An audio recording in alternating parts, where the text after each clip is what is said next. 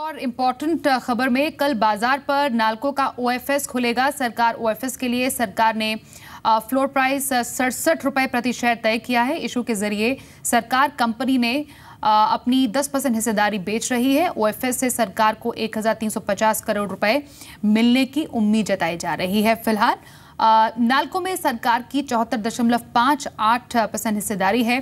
Financial year 2018 में सरकार की विनिवेश के जरिए 72,500 करोड़ रुपए जुटाने की योजना है। कल ही सरकार ने 7 सरकारी कंपनियों के विनिवेश के लिए मर्चेंट बैंकर्स की बोलियां मंगाई थी। चलिए अब कुछ और सवाल जवाब लेंगे हम अपने दर्शकों से, लेकिन उससे पहले हम आपको मुनाफे की 20 कॉल्स बता दें, कुछ ऐसे स्टॉक्स जहां पर मुनाफा कमाई की जा सकती है। और इसी के तहत आज का हमारा पहला स्टॉक है एसबीआई का, जिसमें आपको 298 के लेवल्स पर बाय करने की सलाह दी जा रही है, लेकिन 287 का स्टॉप लॉस जरूर लगाएं। विजय माल्या लंदन में आज गिरफ्तार हुए, जिसके बाद उन्हें जमानत भी मिल गई। माल्या का इस बैंक पर 1600 करोड़ रुपए का बकाया है और कुल 9000 करोड़ रुपए का कर्ज बकाया है विजय माल्या पर। दूसरा हमारा स्टॉक होगा आज का यस बैंक का, जिसमें आपको 1654 के लेवल्स पर बाय करने की सलाह दी जा रही है। 1589 का स्टॉप लॉस जरूर लगाएं। अच्छे नतीजों का अनुमान जताया जा रहा है और एसेट क्वालिटी में भी स्थिरता की उम्मीद है। सीएसए में अच्छी बढ़त संभव जताई जा रही है। अगला स्टॉक होगा इंसेक्टिसाइड्स इंडिया का, जिसमें आपको 605 पे बाय करने की सलाह दी जा रही है। 582 का स्टॉप लॉस जरूर लगाएं। मॉनसून सामान्य रहने का अनुमान है, जो कि आईएमडी ने आज अनुमान जताया था। इस साल 96% बारिश की संभावना आईएमडी ने जताई है। अगला स्टॉक हमारा होगा यूनाइटेड स्पिरिट्स का, जिसमें आपको 1935 के लेवल्स पर बाय करने की सलाह दी जा रही है। 1860 का स्टॉप लॉस जरूर लगाएं। लोन डिफॉल्ट केस में माल्या गिरफ्तारी के बाद रिहा हुए। कंपनी में वैसे माल्या की कोई हिस्सेदारी नहीं है। अगला स्टॉक हमारा होगा सैस्केन, जिसमें आपको 418 लेवल पर बाय करने की सलाह दी जा रही है। 401 का स्टॉप लॉस जरूर लगाएं। प्रमोटर्स ने 2% हिस्सेदारी बढ़ाई है। क्वार्टर 4 में अच्छे नतीजों का भी अनुमान जताया जा रहा है।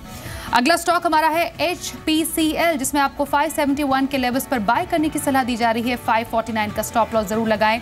राजस्थान सरकार के साथ करार किया गया है। बाड़मेर में 9 MTPA रिफाइनरी के लिए ये करार किया गया है HPCL के साथ। अगला स्टॉक है यूको बैंक का, जिसमें 40 के लेवल्स पर आपको बाय करने की सलाह दी जा रही है। 36 का स्टॉप लॉस जरूर लगाएं। माल्या लंदन में गिरफ्तार हुए।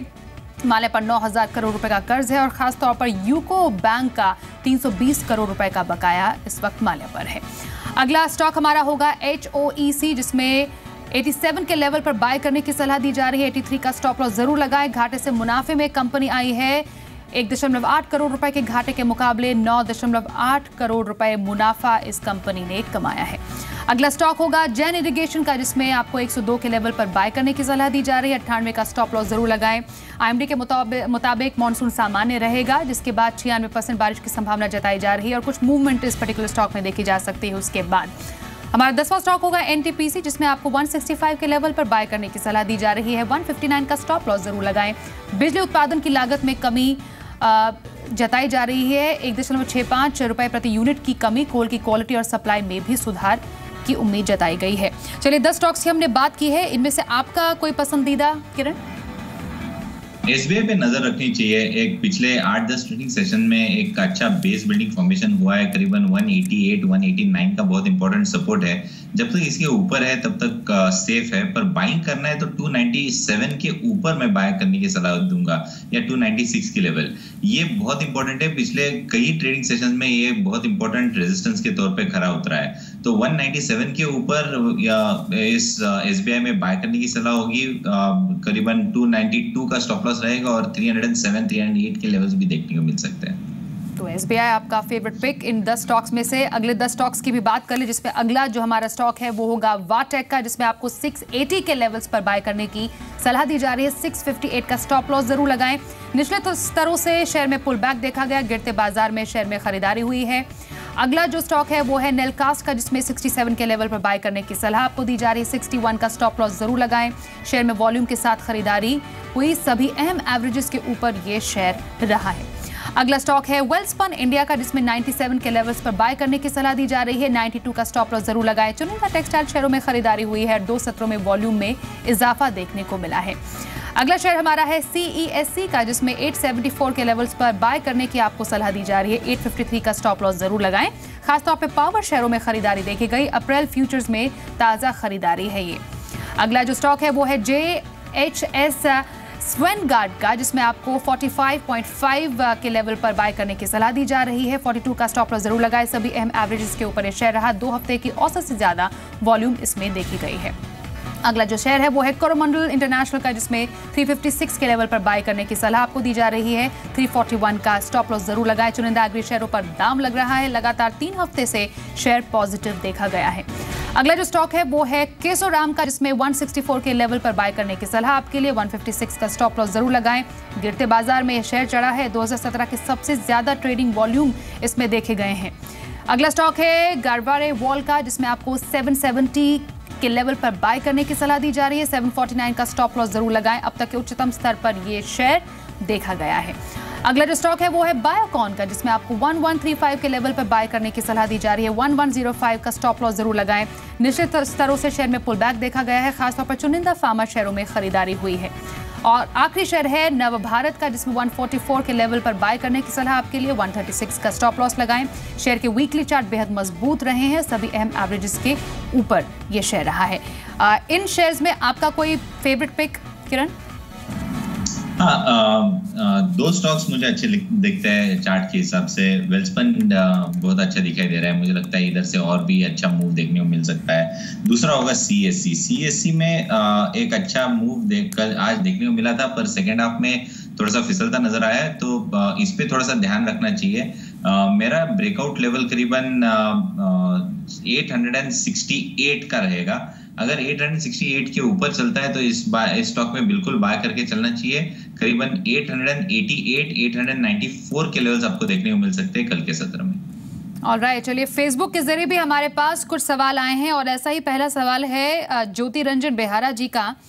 इनका सवाल है आयशर मोटर्स पर। इन्होंने आयशर मोटर्स के 4 शेयर ले रखे हैं और इनका खरीद भाव इस पर है 23,373 रुपए का। फिलहाल ये अच्छे खासे मुनाफे में बैठे हुए हैं। 25,532 पर इस पर्टिकुलर स्टॉक की क्लोजिंग हुई है। आयशर मोटर्स पर अच्छा खासा मुनाफा, क्या स्ट्रैटेजी रखी है?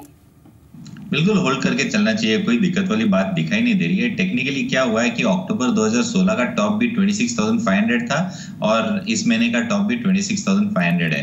तो जब एक नया ओल्ड टॉप पे करीब हम स्टॉक देखते हैं तो उधर से थोड़ी सी करेक्शन आना लाजमी होती है कि उधर थोड़ी सी प्रॉफिट बुकिंग हो जाती है।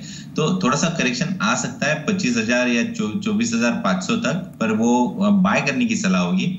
नेक्स्ट रैली 26,500 के ऊपर होगी, वो बहुत ही बड़ी रैली देखने को मिलेगी। तो मेरा मानना है लॉन्ग टर्म चार्ट बहुत स्ट्रांग है। अच्छा खासे कंसोलिडेशन देखने को मिली है और आपका स्टॉप लॉस थोड़ा सा नीचे रहेगा 24,000 में, और टारगेट्स के लिए आप इजीली एक साल में 32,000 के ऊपर के लेवल्स देखने को मिल सकते हैं। जी, अगला सवाल फेसबुक के जरिए हमारे पास आया है आयुष अग्रवाल जी का। इनका सवाल है UPL पर। 120 शेयर इनके पास है और इनका इस पर खरीद भाव है 400 रुपए का। बम्पर मुनाफा इन्हें हो रहा है अभी 761 रुपए 40 पैसे पर UPL लिमिटेड के शेयर की क्लोजिंग हुई है। अब ऐसे केस में जब इनको काफी अच्छा मुनाफा हो रहा है, अब ये क्या कदम अगला रखें? आज इसने एक एसेंडिंग ट्रायंगल पैटर्न का ब्रेकआउट दिया है। तो डेरिवेटिव डेटा भी दोपहर तक अच्छा था। खत्म होते होते मुझे देखने वक्त नहीं मिला, पर मेरा मानना है कि वो अच्छा ही देखने को मिल रहा होगा। पर मुझे लगता है कि इधर से और भी बढ़त देखने को इस स्टॉक में बिल्कुल देखने को मिलेगी। ये एक ऑल टाइम हाई पे चल रहा है और ओपन ब्लू स्काई है इसके लिए। अनचार्टेड टेरिटरी में चला गया है, तो इधर से मार्केट आउट परफॉर्मेंस आपको देखने को मिलेगा। इसमें आपको थोड़ा सा डीप डाउन स्टॉप लॉस रखना पड़ेगा करीबन 740 का, और आपके टारगेट्स अगले एक हफ्ते के लिए रहेंगे करीबन 780 से लेके 790 तक, और उसके ऊपर भी मार्केट आउट परफॉर्मेंस स्टॉक देखने को मिल सकता है। तो बिल्कुल बेचने की जल्दबाजी ना करें, होल्ड करें और ट्रेलिंग स्टॉप लॉस का इस्तेमाल करने की सलाह होगी। ऑलराइट, अगला फेसबुक सवाल हमारे पास है फरमान खान जी का। DHFL पर इनका सवाल है। 70 शेयर इनके पास है, 252 इनका खरीद भाव है। इनको भी मुनाफा हो रहा है। 394 रुपए 55 पैसे पर इस पर्टिकुलर स्टॉक की क्लोजिंग हुई है। फिलहाल DHFL में इस मुनाफे के साथ क्या करें?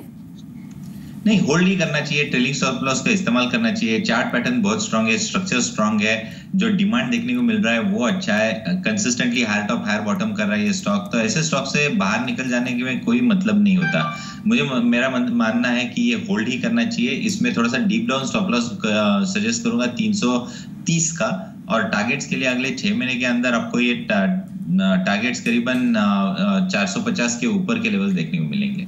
ऑलराइट, अगला सवाल लेते हैं। फेसबुक के जरिए हमारे पास आया है गंधर्व गोसाई जी का। पेट्रोनेट पर इनका सवाल है, 50 शेयर इनके पास है, 427 रुपये 50 पैसे पर इनकी खरीद भाव है, और अपने खरीद भाव से तो उनको हल्का फुल्का मुनाफा ही है। इनफैक्ट पेट्रोनेट की बात करें तो इसने अपना ऑल टाइम 52 वीक हाई भी टच किया है एट द लेवल ऑफ 444। फिलहाल ऐसे सिनारियो में क्या किया जाए? नहीं, होल्ड ही करना चाहिए। ये भी एक स्टॉक है जो कि मार्केट आउट परफॉर्मेंस देखने को मिलेगा और इधर से और भी बढ़त देखने को मिलेगी। हालांकि अगले 2-3 ट्रेडिंग सेशन में छोटा सा करेक्शन आ सकता है। वर्स्ट केस सिनेरियो में ये स्टॉक करीबन 417-418 के लेवल्स टेस्ट कर सकता है, पर ये एक बाइंग अपॉर्चुनिटी होगी। अच्छा रेजिस्टेंस था, वो क्रॉस कर चुका है और वो रेजिस्टेंस टेस्ट कर रहा है। तो मेरा मानना है कि और भी ऐड कर सकते हैं 420 के करीब। 410 का स्टॉप लॉस रहेगा, और मुझे लगता है कि अगले सीरीज की अगर बात करें तो हम इजीली 500 के करीब जाते हुए देखेंगे। तो एक मार्केट आउट परफॉर्मर के तौर पे ये स्टॉक अच्छा दिख रहा है। ऑलराइट, एसएमएस पे जो हमारे पास सवाल है वो लेते हैं। मुंबई से प्रीति जी का सवाल है एमटेक ऑटो पर। इनके पास 2000 शेयर है एमटेक ऑटो के, खरीद भाव इनका है 39 रुपये। फिलहाल अपने खरीद भाव से इस पर्टिकुलर स्टॉक की क्लोजिंग नीचे हुई है, तो फिलहाल इन्हें हो रहा है इसमें नुकसान। शेयर की मात्रा काफ़ी ज़्यादा है, छोटी कंपनी है ऑटो एंसिलरी की। एमटेक ऑटो में क्या स्ट्रैटेजी रखें? बेचना चाहिए, इमीडिएटली बेचना चाहिए, लॉस बुक करना चाहिए। बहुत ही खराब चार्ट पैटर्न है, नेगेटिव डाइवर्जन दिख रहा है, और ये पैसे जय भारत मारुति में डालने की सलाह होगी। बहुत अच्छा चार्ट पैटर्न है। ये पैसा जो नुकसान अपने इधर बुक करोगे उसका ज्यादा मुनाफा आपको जय भारत मारुति देता नजर आएगा। दूसरा इसी क्षेत्र में दूसरा स्टॉक रहेगा गैब्रियल, जहाँ पे मैं हमेशा ये दो कंपनी ऑटो एंसिलरीज की बात करता हूँ। उधर भी एक बहुत अच्छा रुझान देखने को मिल सकता है। ऑलराइट, इतना ही टाइम हमारे पास आज बचा है, इतने ही कॉलर्स ले पाएंगे, लेकिन आप लगातार हमें फेसबुक, व्हाट्सएप या हमारे फ़ोन नंबर पर अपने सवाल भेज सकते हैं। अपने अगले शो में ये सवाल हम ज़रूर शामिल करेंगे। तो किरण, आज जिन स्टॉक्स पर आज हमने बात की है उन पर आपकी तरफ से कोई डिस्क्लोजर? बहुत सारे स्टॉक्स डिस्कस किए, और एक जनरल डिस्क्लोजर देना चाहूंगा कि जो हमने रिकमेंडेशन दी वही रिकमेंडेशन हमने हमारे क्लाइंट्स को दी होगी। मेरे पर्सनल पोर्टफोलियो में ये कोई भी स्टॉक नहीं है। Thank you so much Kiran Jadhav हमारे साथ हॉट स्टॉक्स के आज के इस एपिसोड में जुड़ने के लिए।